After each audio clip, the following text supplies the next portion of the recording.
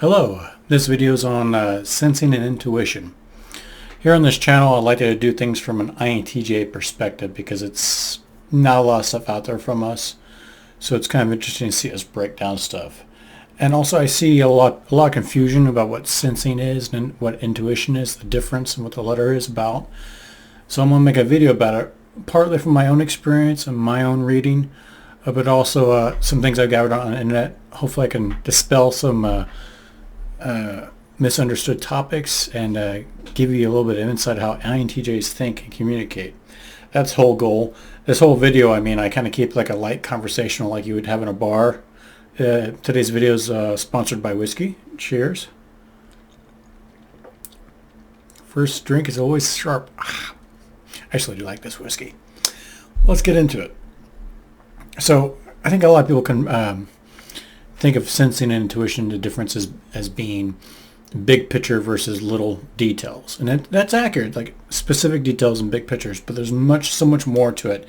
And it gets confusing when you start to contrast and compare different types, because sensing and intuition comes across differently with different combinations. It's I've used this analogy before, but in many ways it's like chemistry. When you look at an atom of oxygen, for example, if you look really closely at the electron and the proton and the neutron, you don't really know what they're doing in the system until you look at the whole. You can understand, but when you look closely at the subatomic particles or the particles themselves, it's hard to make sense of it. The closer you look, more blurry it gets. So a lot of times you have to kind of look at it as a whole. So that's the approach I'm going to take. There's another thing I think is interesting about. Pause before I say something. I should do at the end of a sentence for emphasis. Boom.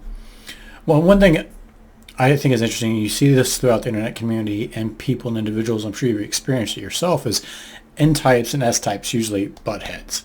And we just cannot see eye to eye. It's like we're not like we speak a different languages. Our minds are wired differently. We never really get along. Like the connection's not the same. And recently I read the Hamilton biography by Chernow, the one that the play is based on. The music in the book isn't as entertaining, but no, it's a really good book. I loved it, but I thought it was interesting the interactions between Washington and Hamilton. You can see definitely an S and N type interaction. Washington is probably an ISTJ interacting with Hamilton, who's an ENTP. I would think. And they never quite synced up, although they really saw eye to eye on a lot of things. They agreed on so many things, but it's like they were from different planets. So that's the goal of me trying to do this video, to help explain what's going on there, to give you some insights into the S types. Generally, most people that watch these videos, we tend to be N types, and I'll probably address that later on in the video. But I want to touch on what Carl Jung wrote about S and N types. Now, Carl Jung, the Swedish psychologist, Swiss psychologist. I don't know why I'm confusing those two lately. The psychologist, he funded analytical psychology, and he invented or conceived of the three letters, the three categories represented by three letters in the first part of it, including sensing and intuition. And he struggled with it because he didn't want to use the word sensing and intuition, but every word he would want to use had preconceived notions about what they meant and would color people's views of what he's trying to describe. But if you kind of look at what he described, these original letters or words describing these letters, it actually makes more sense, but it gets confusing when you split it up. So intuition people, I think it's pretty easy to figure out, but the sensing, his insights are interesting. So when you have S and T together, he'd called it empiricist. Now, empiricist, we don't use that word often in modern English, so empiricist is, or you probably may have heard it when you talk about scientific studies, when you have empirical data. We need more empirical data to make a conclusion on the study, so you'd interview more people, get more people's body weights to get an average instead of just 2 or 3 of your friends. You get thousands. That's empirical data. And so empirical ST would be an empiricist. So example, an ISTJ would be considered more of an empiricist. And where that plays in is they tend to be good at bookkeeping, keeping track of details and exact numbers and figures. They can be pretty good at hands-on tasks like carpentry, mechanics, fixing things, statistics. I thought it was interesting when they tend to memorize things, like dates in history. And I think they're pretty good at trivia pursuit, actually, because they memorize lots of things. I don't really work that way. Intuitives don't either. NTs, intuitive logic people, don't work exactly that way. It's a little different, and I'll address it later. Now, his other word for people that are SF, he liked to call them sensuous. Now, being sensuous, that kind of makes sense. What that means is someone who's really enjoys the senses. And it's not just the five senses we think of, eyesight, hearing, and taste. All of them. It's touch, it's like a sense of motion, sense of afraid of heights. Any way you sense the world, that's kind of an emotional tinge. Not so much measuring distance and how many fingers you got, but being excited, or sense of taste, tasting chocolate and being really involved in it. So the SF types, the sensuous types, tend to be drawn to feeding these sensual urges. And I've noticed too with S types is they focus on one of their senses, and that's where they dominate. Like someone who's really into audio, an SF type could be really love music, and the other types that would get really eclectic. It kind of kills me when you see dating profiles and they say, well, my hobbies, I like music. Well, everybody likes music, but someone who's SF likes, and their whole life revolves around taking the music in or producing the music. So that's one dead giveaway if they seem like abnormally into the senses. Either like they're a gourmet cook, or they like to eat, they like to taste wine all the time, or whiskey. It's okay, whiskey, Cheers. Happy New Year if you're watching this video fresh. I'm recording this at the end of December, just before the holidays. But yeah, so that's a dead giveaway. In my experience, if they're extroverted, being critical J or P doesn't really play a huge role, but being extroverted introverted does, in my opinion. So if someone is extroverted SF, they tend to be out there going out there and trying to sense it on their own. Now, if they're introverted, they tend to take it in. So if they're extroverted, they'll produce the art, music, food, sound. But if they're introverted, they used to be connoisseurs of it, at least in my opinion. A cursory bird's eye view of what we're talking about here. But I think Carl Jung's analysis of it, being an empiricist and sensuous. So I keep saying that funny. I haven't really drank that much. I'm not always a clear speaker. I'm an introvert. This does not come naturally. You have no idea how hard it is to talk to a camera and not have a person to actually speak with and see their reaction to feed off of. I just got my feedback in the video, and it's kind of weird and unnerving. But yeah, before I go on, I want to say empiricists. A lot of people confuse ISTJs with INTJs. And since they're empiricists, they like to gather data.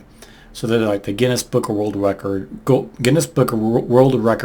the tallest mountain, the most records, those kind of figures. I get bored with those kind of things. So an empiricist, an ISTJ, would memorize dates in history. And I don't really like to memorize dates in history. The touchstones like Pearl Harbor and the Civil War, I just use it so much that I'm familiar with it. But I'm much more curious about, I don't care what president number this president was. I don't care what president number Theodore Roosevelt was. I'm interested in why McKinley put him as a vice president and then he ascended to the presidency. I'm more curious about what was going on there. But an ISTJ would not be as much. But there's more to it. We can dive even deeper if you want to come along with me in my journey. But Jung he also makes note there's how it pairs with extroversion and introversion. There's a natural pairing, like with peanut butter and jelly and whatever else pairing you want to think of. I just thought peanut butter and jelly. But so intuition pairs really well with introversion. And it tends to have a lot of depth. And extroversion tends to pair really well with sensing. So, I mean, because internally you don't really sense things because it's all internal. Your senses are meant to connect your mind with the outside world, so it makes sense. Being extroverted and sensing makes a lot of sense, and it's natural and it seems to work very efficiently. Introverted intuition, your instincts in your gut is all internal, and you get really in-depth insights, as some of you may kind of testify, hopefully. But when you get the reverse, some interesting things happen. I kind of talk about this in one of my ENFP videos, but when you're extroverted and intuitive, it doesn't match very well. It's not that it's bad, it's weird in the sense that they go about the world. There's a lot to extroversion and introversion. I want to probably do a video on that eventually. But when it's paired with it, extroversion is paired with intuition, you go outside the world to understand yourself by looking externally. And with intuition, you're never satisfied because you can sum things up very quickly. And it's almost like a Sisyphus scenario where you're constantly pushing up that boulder and having it roll down because you could never find yourself externally. It's not possible. You're always, as soon as you figure out something, its essence, you know how different it is from you, and you start that search over to understand yourself again. When in reality, to understand yourself, you got to look internally, and that's why intuition pairs well with introversion. And the other weird combinations Jung talks about is introverted sensing, because sensing goes outside your body. So like ISTJ is a mechanic, for example. They're very smart, very logical. They may not grasp the big ideas, but they're really good with their hands. So what happens in the process, it's weird, is they need to fix the car. They see the car with sensing, brings it inside, churns it, figures it out, goes externally again. So it's that weird hip hop back and forth between internal, external, internal, external. You could argue that's inefficient, and that may be why intuitive types have the leg up on them, INTPs and INTJs. But that's a matter for another time. That's what I suspect. But it's almost, if I were to continue my Greek analogy, I was thinking of Janus, the two-faced god, for IS, because they always have two faces to them. And it's the mirror of the EN types. That's a weird situation. So if I go to deeper to describe, when people ask me what sensing and intuition is, the first thing I use is an analogy. Sensing is like you throw a rock on a lake and it just sinks. But intuition is like a rock and you skip the stone on the water. It just keeps going. You get more distance out of it. So, and also sensing and intuition. Sensing's like intuition's like seeing the whole forest. Sensing's just seeing the one tree in front of you. So there's a couple analogies, but also you'll see it on SAT tests or general intelligence tests where they ask something like, dog is to cat as puppy is to what? And kitten. That's an intuitive leap because you don't actually spell it out. And I could go into depth and explain what's going on there, a logical syllogism. But a lot of times intuitively, you don't need to have that explained. You can jump to it instantly. And that's what those questions and questions like it are asking. And there's some math versions of the same thing.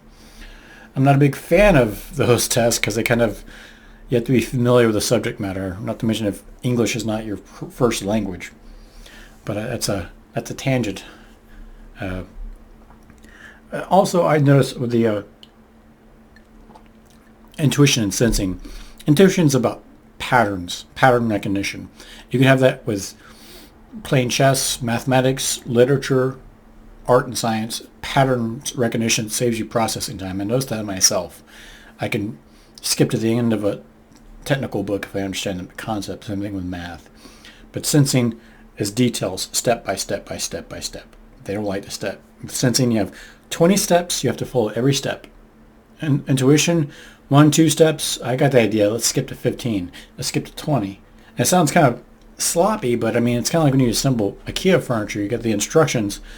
And it's a shelf. I've done dozens of these. I see what's going on, and boom.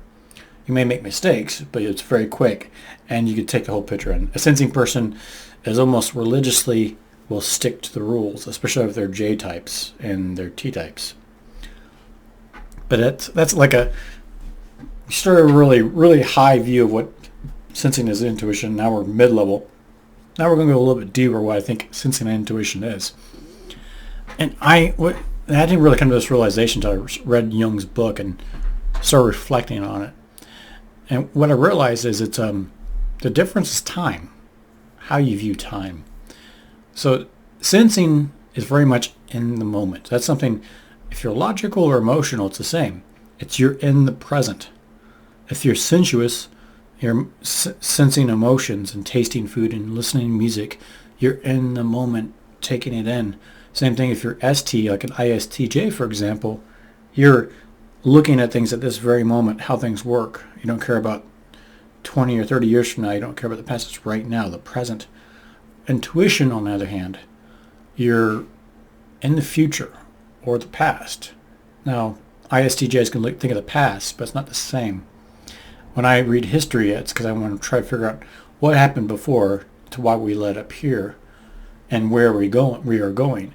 If you're into science, your physics, for example, you're predicting what the future will be based on mathematics.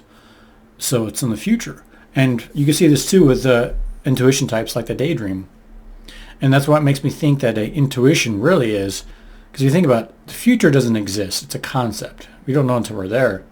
The past doesn't exist either. It may exist in our minds, but our memories are imperfect. We're fallible. There's all kinds of psychology experiments that show how just fallible your memory really is. You don't remember things exactly.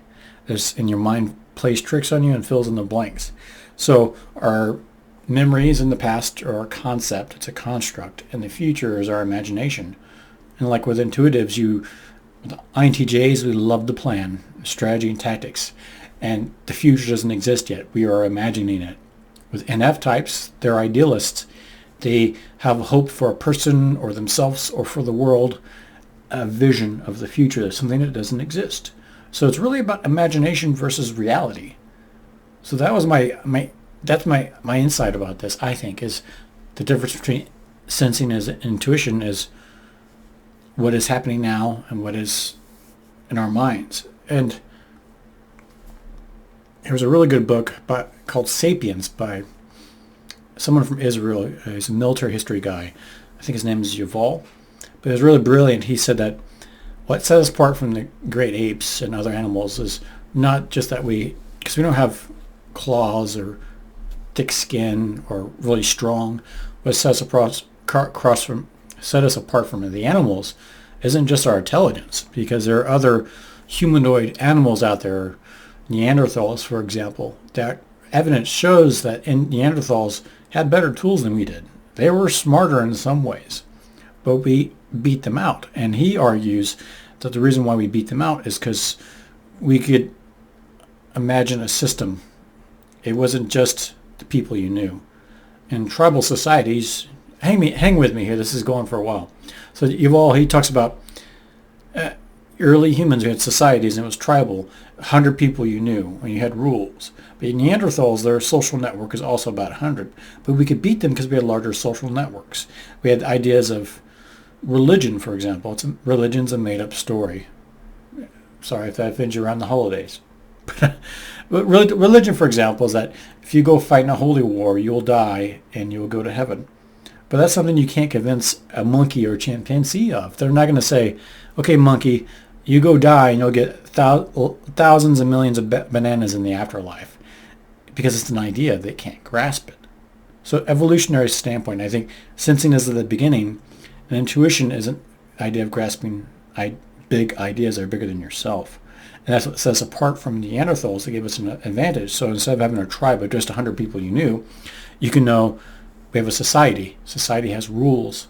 I will pay you money if you go help me fight these people. Or you come into my camp, I will treat you right because God will smile upon me, because it's a religion. It's an idea of reward and punishment. Something that animals and maybe Neanderthal could not have possibly have conceived of. So that's why I think intuition is a valuable thing in our future in society and humanity. It's incredibly important. It's what sets us apart. However, it's not the short sell sensing, because of sensing and intuition butting heads. People like to always downput the other ones. And then it's not always fair, Because, I mean, you kind of need both. I'm looking at my notes here if you don't mind. Cheers. I hope you're doing well, by the way, and enjoying things. Taking care of yourself. But, yeah, so, I mean, I thought it was a really interesting book. You should look into it. I'll probably put a picture up if I remember one side or the other. I don't know what side I'm going to do in this video. But, yeah, but sensing and intuition, they're both useful, and they both have uses. And I would encourage you to work on strengthening whatever letter you are. Odds are, one characteristic of intuition is people are curious. S-types tend not to be curious. And so I know most types that are watching these videos are not going to be S-types. It's just how it is, regardless if they're intuitive or not, unless it's like a homework assignment or they're clicking and misclicked. But intuitive types, they are curious. So they're probably going to be more likely, dear viewer, or you're probably more likely to be an intuitive person. Welcome. But there's strengths and weaknesses of both types. That's why you need to work on improving your weak side. And Jung talks about that shadow work. And it takes practice, but you can do it. And strengths is that someone who's intuitive, their strengths are we're really curious and really good at looking at the big picture, and we ask why. That is important. Strengths of S-types, sensing, they're really good at details. And I make mistakes all the time by missing the details. And they're really good at memorizing numbers, too. And memorizing things, names of people.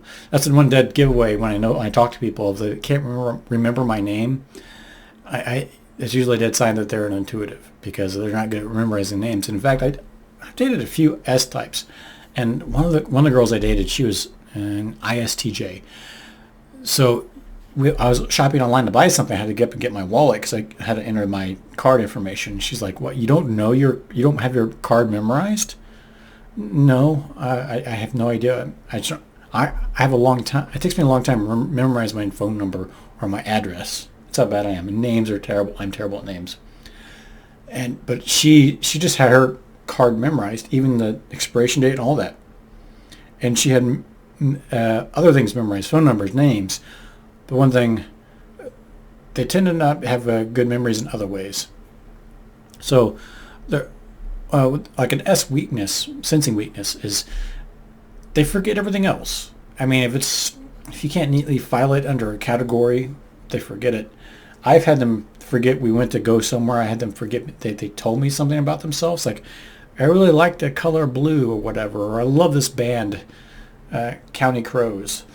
And then a month, 2 months later, I say, "Oh, this is County Crows. You like these people?" And they're like, "How did you know that? Have you been stalking me?" It's like, no, I just remember it because it tells me a lot about you. It's a general thing. But since they're detail-orientated, they forget the big idea stuff. But they remember the dates and like trivia information, like who sold the most records on 1992's top charts, or who was the best-selling movie of all time, which I can care less about. But another S weakness that you'll find is they're pretty competitive. And that's because they're hierarchy-based. I should mention that earlier. S-types tend to be hierarchies. And when you think about it, a network of people is an idea. It's a concept. So it makes sense that they don't really have a grasp of it. So the hierarchy is a simple kind of a dummy way to figure things out for society. You have a hierarchy. You have the general, the captain, the private, or the executive, junior executive, senior personnel. They have a pecking order, and they're really big on that. And that's kind of a weakness you can exploit in some ways. And this also kind of plays in, they tend to be materially motivated, so they do something what we call here in America keeping up with the Joneses, where if you get a new car, your neighbor has to get a new car. If your neighbor gets a nice watch, you have to get a new watch. If they show up with a nice suit, you have to get a new suit. So you're kind of keeping score and keeping up with them. And it kind of gets to be inefficient. I had a friend who was an INTJ, and his wife was probably an ISFJ. And that's how she was. She was with a lot of things. And I told him, isn't this kind of inefficient, using my INTJ to INTJ communication skills? And he reluctantly admitted that him keeping up with the Joneses, every time the neighbor would get something like a new washing machine, they would have to get one. And it kind of got carried away. But that's part of what keeping score. That's something that S-types do, is they keep score, keep track of things.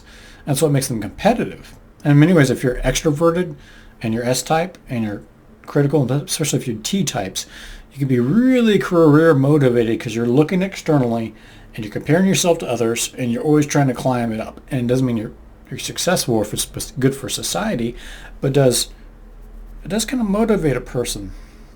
And that's why you see a lot of the big wigs, but usually they're since they can't look at the big picture, they get to a certain level and they kind of stop there and they don't really go much further because they can't look at the big picture. So a lot of middle management, a lot of lower management, you'll see that there.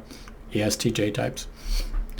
And they also are not very curious. They never ask why. They're the types, they say, if it's not broke, why fix it? Why tinker with it? Why do you need to improve it? Which is an anthem to people like us, or like myself, like an INTJ, who always looks ways to improve things. How can things be better, both in work and in a romantic relationship? How can you be a better partner? How can you be a better person? S types tend to be same. They're the types that you knew in high school, and they're still doing the same thing they always did. And they don't really always grow. They may get better skills, but you can notice it after 5 years, you go back and talk to some people, they're the same person. They haven't grown. They haven't changed. They haven't worked on the weaknesses. Let me be oblivious to them. But now that I'm on that note of flaws of sensing types, like so martinet was used in World War One, but it was from the old drill sergeant Jean Martinet, from French, I think. But he was a strict disciplinarian, like probably an ESTJ. And he would make people do things exactly a certain way, whether it was good or not, following the rules, exactly following it. And they're hated. And that, a side note of a side note, that's where the word frag comes from, because really obstinate commanders that strictly enforce the rules for no good reason, sometimes they would get killed. And the thing they would use a lot was a hand grenade, a frag grenade. And because if you use a bullet, you can trace it. They know the good guys or the bad guys shot your officer, your commander. But if you use a grenade, you have no idea who did it. And you don't always keep track of grenades like you do bullets. So that's where the word comes from. He got fragged, or, well, not fratricide, but to frag someone. You use it in gaming a lot. But you frag someone, it's a way of killing them when they're kind of a pain in the butt, like an ISTJ would be. Well, I digress in my digression, but it's a fun one. But yeah, I think the education system, especially what we have in America, it's definitely geared towards sensor types. And that's a few reasons why. I think the main reason is that there are just more sensor types out there. And if I get around to it, I'll put the statistics up there. Or there. I'll put the statistics up on one of my sides of my shoulder, and you can tell that there's a lot more sensors out there. Usually guys tend to be sensing types and women tend to be more intuitive, but it's still more sensing women than intuitive women. And guys tend to be more of the sensing type. And that's part of why I think that Men Are From Mars, Women Are From Venus book, that's what it's like, is like a sensing Mars type is trying to understand intuitive female Venus type. And it's trying to give you insights and how do they think and all that. So that's part of why they're so hard to understand each other, because there is no ever understanding. But yeah, the education system is geared towards S-types because there's so many of them. Also, the curriculum is easier to make and easier to check and test and easier to administer. So it tends to be memorization of multiplication tables, memorization of the alphabet, etc. Just figuring out the reasoning behind it. And to some extent, anytime you learn anything, you have to learn the fundamentals first before you go on further. It makes sense. But it goes really further than what I would think. Memorizing lots of things. So, for example, when I was in high school, they had us memorize every single president of the United States. I hated it because I didn't care. Like I said earlier, I'm much more interested in why Andrew Johnson was a bad president after Lincoln. Why was he vice president then? I like to understand why and explain things. S-types would like to memorize things, and they would just catalog it like collecting dictionaries and collecting world geography books for reference. Side note, when you go to used bookstores, it's interesting because they have a lot of those S-type books no one's buying, like encyclopedias, dictionaries, Guinness Book of World Records, reference books, because anytime you want to look something up, you go on the internet, you Google it, and it'll tell you instantly. Or you ask your smart device. I don't want to say her name because she'll respond. Won't you, Alexa? But, yeah, so, I mean, that's part of it, too. I think the evolution from as a society from sensing to intuition, as technology is supplanting sensing functions in the form of reference books to start, but you see it all across the board in other disciplines. Sensing and intuition. Sensing is the simplest, and it's being outdated by tools. Intuition is much harder to duplicate. One thing I want to touch on is that my type, INTJs, we often get accused of being mistyped, or you may encounter a lot of people that are mistyped as S-types or ISTJs because they're very similar, and part of that's why I think a lot of people misunderstand what intuition is. I had one friend at my work, he thought he was an INTJ, and he seemed to take things really personal in a sense that he seemed to look at the work. A friend of his got promoted above him, and he was getting jealous and angry, but he didn't look at the big picture why, and because he had been there longer than the other guy, and he thought it wasn't fair because he saw things in a hierarchical sense. But there's a lot of gatekeeping too with S-type and N-types, seeing who's who. But I suspect S-types, since they yield to societal pressures, they keep up with the Joneses, they are much more ritualistic. Society says do this, so they do it. So they tend to feel the pressure of society to want to be smart. And to be smart, you have to be intuitive. So even though they're not intuitive, they know it's the correct answer to the questions. But if you look at how they live their life, it's not an intuitive way. It's not the big picture sort of way. So that's why a lot of ISTJs tend to look more like INTJs in general compared to other S-types, I suspect. That being said, you do see that a lot in fiction with characters starting off with S-types, and as they get more and more popular, they shift more to N-types. You see that with Spock and Sherlock Holmes. I'll touch on them later. But part of it's like our society demands someone to be super smart, and ISTJs aren't quite there. But I'll touch on that more as we get going, if you're willing to join me. So, one telltale sign of someone's an S or an N-type is when they interact with each other. And a lot of times, it's just the key words they like to use or something along these lines. And I see a lot of S-types when they interact with me. They'll say things like, if someone makes a mistake, keep your eyes on the ball. That means focus on your senses right here on the moment. If you make a mistake, you drop what you're doing or have an accident, stop daydreaming. Focus on what you're doing. Sensing. So it's because we can't separate how we view the world. It's so ingrained in who we are. And they say stuff, S-types say, focus on right here, right now is important. And if you listen to a lot of Eastern meditation, that's what it's about. Rooting yourself in the moment. You breathe, focus on your breath. And that's kind of the idea, to lose the idea of yourself, which is an intuitive thing, I suspect. That would make sense. So my theory of evolution of intelligence and humanity, what makes us human is our idea to look at imaginary things, and maybe Eastern meditation is turning off that imagination, focusing on the moment, making you more naturally like the animal world.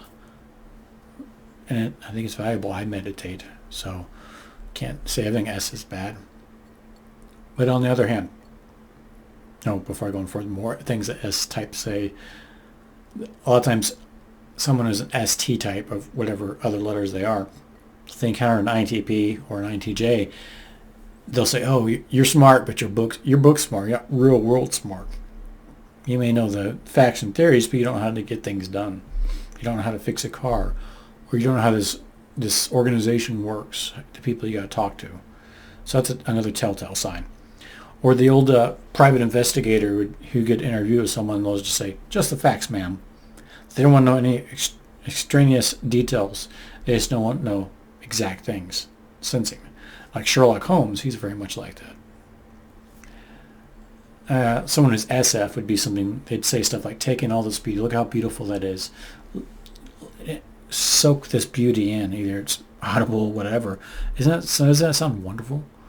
They'll say stuff that more often, and they're much more likely to enjoy art for art's sake, either visually or audio. It doesn't have to have a purpose. And a lot of times the lyrics and songs, if they're just nonsensical, like there's this band called America, I think that Canadian band, they're called America, and they have this great song I love, Road to the Desert on a Horse with No Name. The lyrics make no sense, so it's much more S-type. There's no purpose. It's just music for the sake of music. N-types, they tend to be, when I interact with people, they're S-types. I tend to tell them, stop what you're doing, look at the big picture. See how everything fits. Or tell them, you miss the big picture, think big. Or I get the feeling that they're lacking culture and depth. I say they're shallow.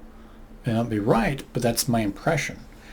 And people like me would also say that S-types will be stagnant, kind of stuck in their ways.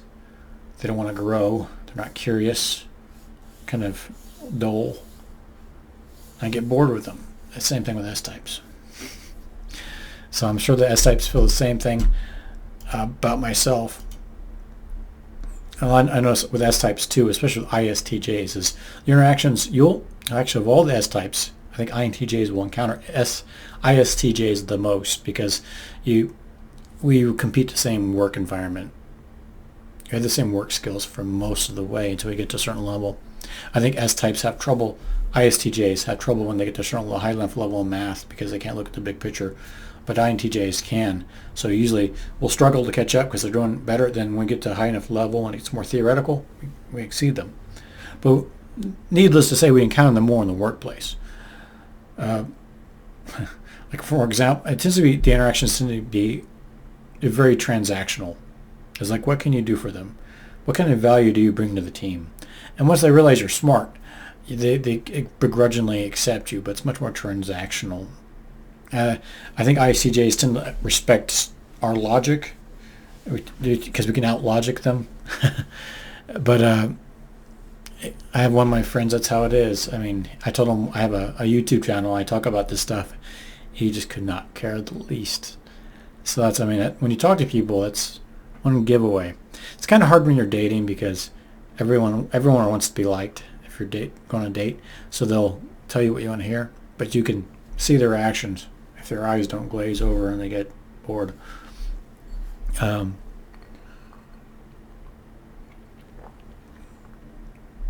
was gonna promise that,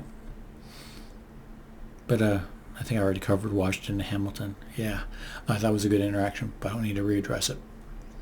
So, but side notes, sensing types, the one thing that's interesting, intuitive types, it's the immediate letter that just tells you a lot about them, like NT or NF. NFs are idealist, NTs are analytical. But S-types are different. And if you look at the websites, that's how they break them down too. S-types tend to pair with their last letter. So if you're SP types, you tend to experience the world, especially if you're extroverted. You tend to go out there and do things. If you're ESTP, you're doing stuff with your hands, being like serving people. If you're ESTJ, you tend to be something else. I don't want to get ahead of myself.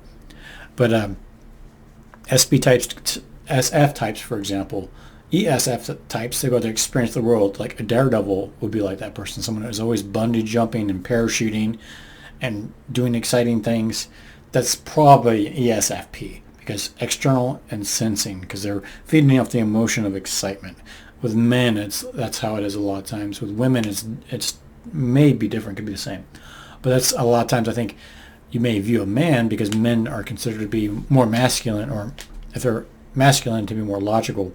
So it's hard time to grasp that as an aspect of emotion, as if they're out there doing daredevil stuff or being exciting and getting in fights, for example, because the only safe emotion men are allowed to express in our society is anger or rage. But there are more emotions like sense of danger that you'll see. But SJ types, for example, when you pair that S with the other outer layer, is they tend to be builders. They make structures and build things. So like ESTJ, they're a manager and they try to get things working. Those social skills help them with their sensing, their day-to-day activities, exactly how things are, rituals and how this structure works in a society, the laws, the do's and don'ts, how you dress, how you talk, how you present yourself. They tend to be the best. And since they're T, they're much more organized. And J, they want things to be exact. So it ends up they build things, usually social networks. If they're introverted, they usually fix things or understand how things work, or bookkeeping, or law enforcement is a very common S profession. I didn't even touch on the professions. But that's one easy way when you talk to people is like what kind of job they do. And for example, my ISTJ friend is dating a girl, and I asked him what kind of job does she have. Oh, she's a teacher. A lot of teachers tend to be S types. So the younger they get, the younger the students get. So they teach elementary, very much to be set rules and way society works, S types. And as you get older, you have to have a looser control of the children. So maybe when you get to college level, it's more intuitive. But the younger you get, high school and younger, they tend to be S types. So I sized her up really quickly. And when I met her, confirmed it. So, yeah. One thing I wanted to touch on, too, is your shadow side.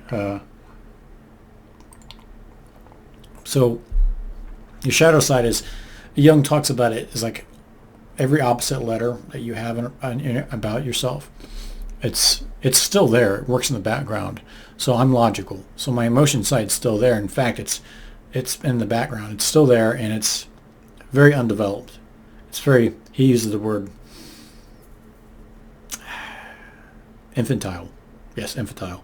That you have this infantile urge, and he's just saying that's undeveloped. So me, I like to tell people, analytically, I'm like a 60-year-old. I've been there, done that. I've seen so many things.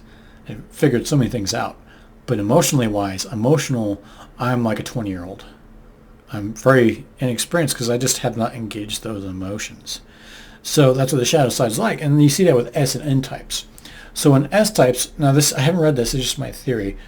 All this is my theory. None of this is facts. I'm just a crazy guy with a YouTube channel. Don't take what I say seriously. Just take it with a grain of salt. So S-type shadow types, when they engage their intuitive side, it's there. It's just very undeveloped. And when I see them, I'm sure there's more to it, but what I notice really with them is they become conspiracy theorists. And S-types, it's like they have a system. Something happens in their life. They don't understand it. They try their S-type mechanisms, and it fails them. They have to be really desperate to find an answer, so they engage their intuitive side. But since it's undeveloped, they connect the dots in a very enfeebled, infantile way that it doesn't make sense. You see that with flat earthers. It's usually when they believe stuff like flat earth theory, it's not just because, that's what I think. It's usually rooted in some kind of worldview that doesn't make sense, and it's their attempt to have the world make sense. Same thing I noticed that when some celebrity dies or some big name person dies, is they have a hard time believing that an important big person can just die like a normal person, because they're not normal. They're celebrities. When in fact, celebrities are just like me and you. They can have accidents. They can die all of a sudden. There's no conspiracy. They're not really. It's not like Elvis is alive, living this alternate life in China or wherever. It's a conspiracy theory, and that's when it's kind of laughable if you're looking at it from the other side of being intuitive. But intuitives do this too, and a lot of times, I notice this with my mom, for example. She's an intuitive type, and she tries to figure out things, and when she gets flustered and she has no other option, when her intuition fails her, she tries to engage the S-type, S part of her mind, and the S-type does it in a very weird way, and the N-types tend to obsess about details that are not important. It's like hard for me to explain. It's a very rudimentary theory about how this works, but that's what I suspect. And I notice that with myself too. If I engage emotion, it's my weak side, and I get frustrated. I don't know what to do, like with love and romance. And I do that. And I try to go back, and I try to sense and look at details, and go back, and it's a weird vicious loop when you get stunted by a weaker side of you, emotion, and you go back and say, what did I say to her? What did she do? And I did this, I did that, and you focus on the wrong details. So looking at the big picture, which is your strong suit. So that happens a lot when you work in your shadow side, or when you use your shadow side, is that usually when you get flustered, or life deals you a bad hand and you're screwed, that's what happens. So being conscious of it helps a lot, but it happens to all of us. So I'm going to move on to tips and advice with how to handle sensing types and such, and intuitive types. You don't need help on how to handle intuitive types. That's what you are, probably, dear viewer. So I think the easiest thing is to not be, if you're an intuitive type, when you're dealing with an S type, is to not be frustrated or try to make them be like you. It's like this S type, this ISTJ, if only he was like me, he would not be broken. He'd be fixed. He'd be acceptable. When in fact, Carl Jung talks a lot about this, is the most important thing you can do for a person is to neither accept or reject them. Never reject or approve of who they are. That's what he said now. You have to approve or reject. You don't want to do either of those extremes. You want to accept them for who they are. And as you go about your life, when you deal with an ISTJ, like my ISTJ friend, it can be very transactional and kind of frustrating. But I accept him for who he is. I don't try to change him to me. I don't make expectations. I talk to him like this is a better way to look at this picture. This is how you understand this. He blows his mind. But you gotta accept him first. And people can sense that. They can just pick up on it, the vibe. That if you look down your nose at them or look up your nose, or whatever bad way you handle them, they can pick up on your vibes in one way or the other. And I think it's important just to accept them, and you'd be surprised how far they get you in life. Be able to handle that in that way, and be patient, and just accept them and give them their own space, and realize that they're going to try to make you like them. Like I mentioned in the comments earlier, keep your eye on the ball, focus on the deep. That's what they're going to say to you, and you just instead of just pushing them away and striking back, let them be who they are. You realize S-types are hierarchical. I think of hierarchies a lot. And you can use that to your advantage. So like when I was in the military, as long as you played by the rules and said yes sir, no sir, yes this person, and you respected the hierarchy, a lot of times they'd leave you alone. So a lot of times, it doesn't matter if it's the military or if it's a workplace, there usually are hierarchies. People that are in charge, even if it's not a higher rank, it could be someone who's been there longer, like showing them respect and being kind to them and let them have the last word. Little gestures, ritualistic gestures like opening the door and thinking of them. SF types, for example, they tend to be the romantic types, and gestures like if you're dating one, flowers, or if you say hello and mean it and warm and friendly, that will work with them and they'll earn you a lot. Actually, you don't have to do much. It's a lot harder for an S-type to deal with an N-type than an N-type to deal with an S-type, I'm telling you, because we can at least mimic their emotions, although it's not as rewarding. S-types also just be fixated on titles and credentials. It's something you use for your advantage. So ideally, if you're having a hard time with an S-type, if you outrank them, either job title or experience, you can remind them of this, and it could help. If they're your subordinate, that shouldn't be that hard. But if they're your peer, if you're working with an ISTJ, one thing I found is if you guide them painfully step by step through your conclusion, however creative it is, you're making a big intuitive leap, and they just will never make that leap. You can't convince them to make a leap, but what you can do is you can take a step back and think about your idea in painful detail. You take your one conclusion, break it down to 100 steps, and spell it out to them. Do that enough times, and they'll clue in that you're smarter than them. And anytime you open your mouth, they'll shut up and listen. And just do what he says. And I've experienced that time and time again. So as long as you're respectful and kind to them and take the steps, you can do it. But first you got to accept them for who they are and not try to change them. And give them the credit where they need it.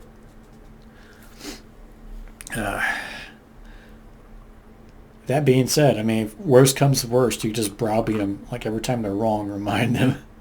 And explain to them why they're wrong and why you're right in painful detail. And you browbeat them enough, they'll figure it out. and they'll be gun shy around you and not try to bother you as much.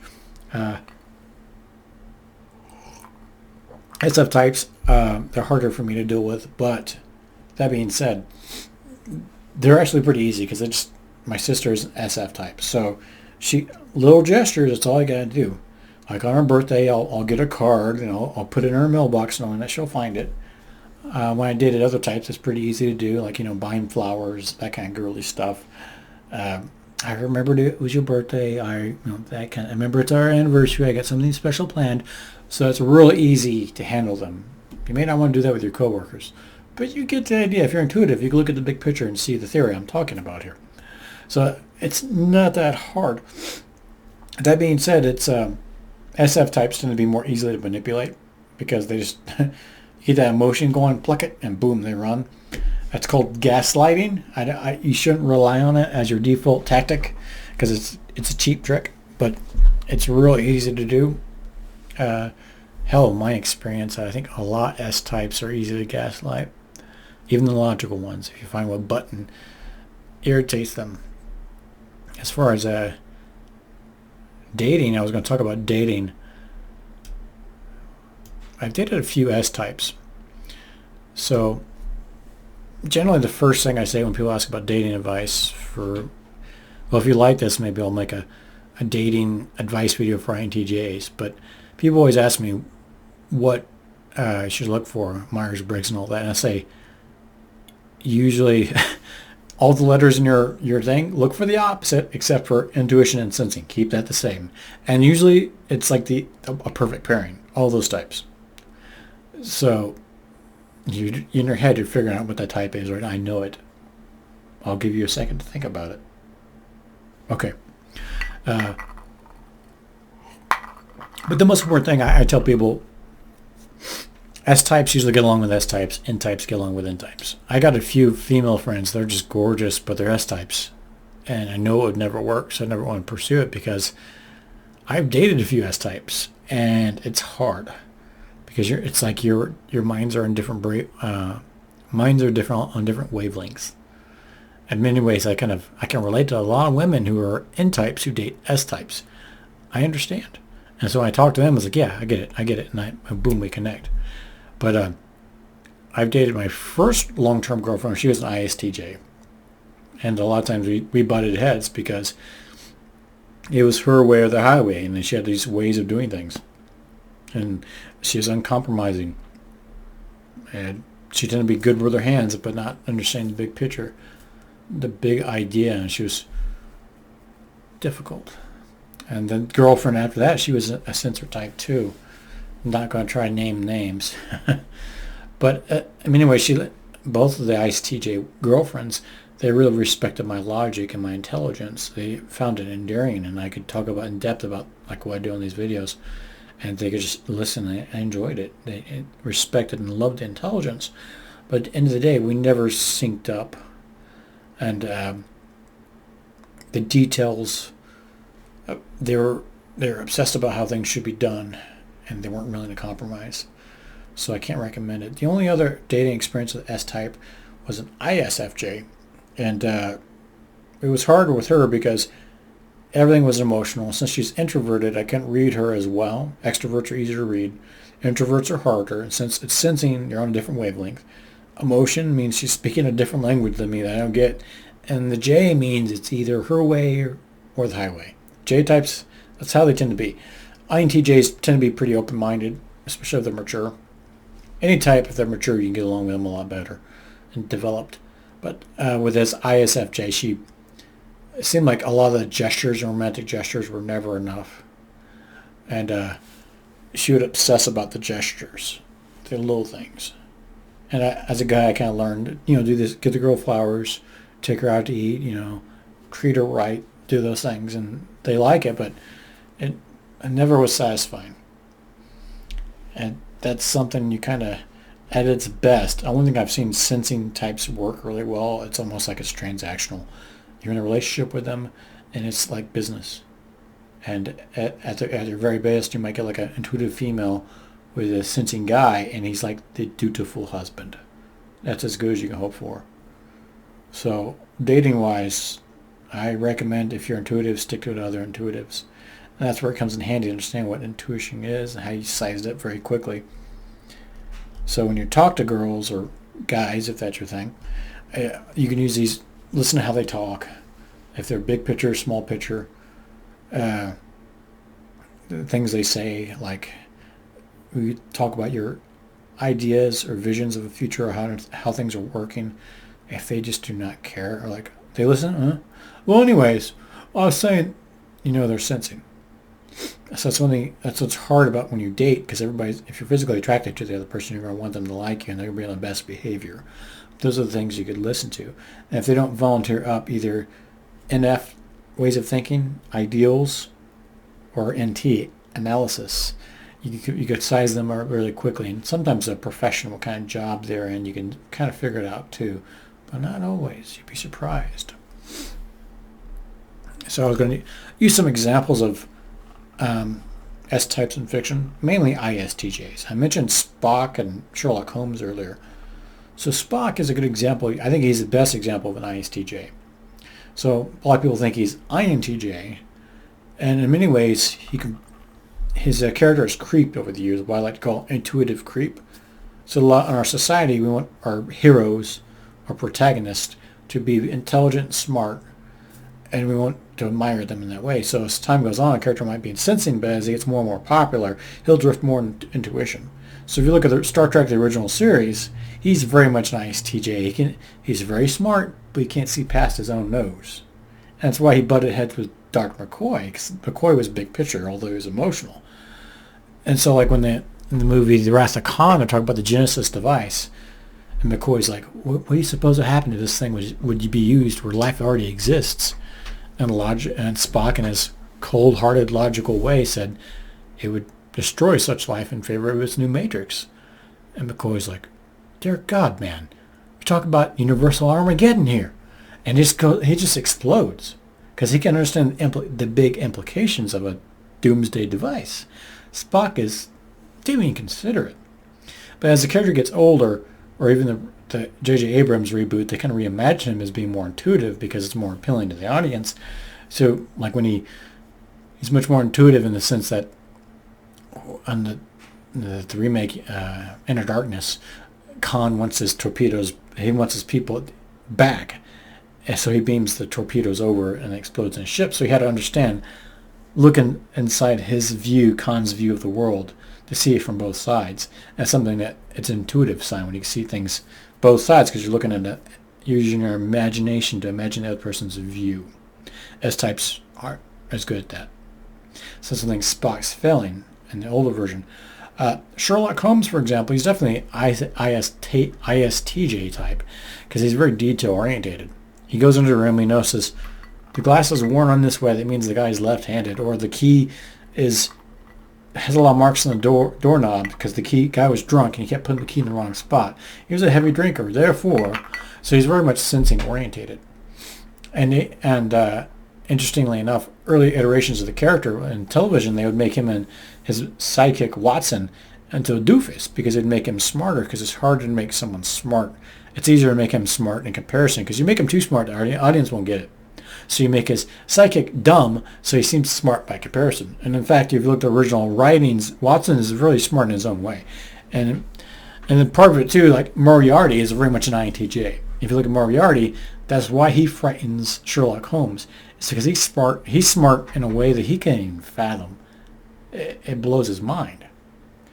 So Sherlock Holmes isn't really curious in a way. Once he has the information he needs to solve the puzzle, he's done. He solves it, moves on to the next. And I think one of the examples I like to use is like, he does not care how many planets there are on the solar system, because it bears no meaning on his private investigation. It doesn't help him solve the mystery. How many planets there are in the solar system, how old the universe is, where humanity will be in millions of years. He doesn't care. Same thing else, Spock. He's very short-sighted. He can't see past his own nose, while McCoy can and Moriarty can. And that's why they never get along. They always are butting heads. But a lot of this, I mean, we like to poo-hoo the other side of it, but you need to engage your sensing if you're intuitive, and vice versa. I think sensing types have a harder time at it than intuitive types. But I'll give you 2 examples. I need some more whiskey. But although Aristotle wasn't a sensing type, he's definitely an intuitive type. I think he demonstrated the value of sensing. And you could see this in one of my favorite paintings from the Italian Renaissance from Raphael called The School of Athens. And in it you see a picture of both Raphael didn't really know Greek philosophy, but it was in vogue in Italy, in Renaissance Italy at the time. So he would ask all these people, and I love the painting because each little character in it has its own little, it's like a miniature portrait, and it represents the philosophy they represent. So Socrates is represented, Alcibiades is represented, and so on. And of course, the big ones, Plato and Aristotle, they're in the center. And they're in it, you see Plato, he's like gesturing up to the sky. He has this dreamy, because he's engaging fully in his intuition. And mind you, Plato wrote the Republic. The Republic is probably one of the most influential Greek works ever. And it's with a bit of irony because the Republic may have not been written as a guide for government. It was meant to redeem a political actor or political person from not going to the dark side. He's trying to convince them this is how things go. This is the best way. The philosopher king is probably the best form of government. You got to be a good leader and a good person. But Plato's Republic influenced both our Enlightenment movement, modern democracy, but also communism in a way, if you think about it. So it's very much, that's why it still has traction today. It's because it's very ethereal. It's very much an idea. So ideas don't die. That's why it has such good legs today. But Aristotle, on the other hand, while Plato was gesturing up here to the sky and to the heavens, Aristotle's like, yo, chill out, relax, keep it down low. And he's trying to get them to relax and be rooted in the empirical evidence. And a lot of Aristotle's works, although they've been outdated, they're much better science. So because they're much better of a foundation of modern science than Plato was. Because Plato never really stopped and checked the data and checked and see if these were good ideas. He would just come up with idea after idea, which is really easy to do if you're introverted. But you never have to check with the outside world. You can stay keeping your mind the whole time and never have to check and see if these are good ideas or not. But Aristotle had the wisdom to realize you have to test your theories with empirical evidence. And that's very much a scientific principle. So I'd recommend to engage your sensing as much as you can, like Aristotle did. Lastly, I use the example of Johannes Kepler. Now he came with the idea of Earth not being at the center of the galaxy, because, well, it was a Latin term they used for it. Terracentric, Earth-centric way of thinking. They thought Earth was at the center, everything revolved around it, and Kepler thought he could look at Jupiter and see I'm thinking of Leonardo da Vinci, but Johannes Kepler came up with the theory of planetary motion. I got it now. So the Greek word for planet means wanderer, because of all the stars, they would consistently go across the night sky in a very predictable manner, except planets look like stars, they would retrograde, go back and like this. So they were hard to predict, and that's why they thought they were gods, is because gods, especially the Greek gods, they're fickle, and they would change their mind and go this way, then go that, just like a person would. And that's what, the planet Mars and Venus, they'd go like in retrograde. And what that was, he figured it out. It was the orbital, see if I can show it, orbital pass when the moon would catch up, it would look like it's going back and forth. I can't really, you can look it up. My fingers are bad demonstrations. But by himself, it's a very brilliant idea, groundbreaking. But however, he needed actual data to calculate and test his theory. He didn't have it. He had to go to someone called Tycho Brahe. Get all this from Carl Sagan, by the way. Big influence of mine. The Cosmos. I read the book originally, but his video show is really good too. But he mentions Tycho Brahe, guy with a golden nose. But he had lots of observational data of where the stars were exactly, empirical data, because Tycho Brahe was an ISTJ. So Kepler needed this information to prove the conclusion accurate. So it's not enough to come up with the most brilliant plans you have unless you can back it up with sensing. So that's why you shouldn't just reject sensing out of hand. It is valuable. And I hope sensing types realize intuitive thinking is valuable, but they tend to not be very curious. So, well, this has been a longer video than I expected, but this is a very difficult topic to chew off of and grasp. I've been wanting to do something like this for a while. If you stayed and watched all of it and enjoyed it, thank you very much. I hope it helped enrich and help you grow your life. Yeah, thanks for watching it. Yeah, if there's any other video ideas or topics you want me to address, you can put them in the comments of the video. If not, thanks for watching this long. It's been 1 hour and 6 minutes. My God. Cheers. Have a nice night.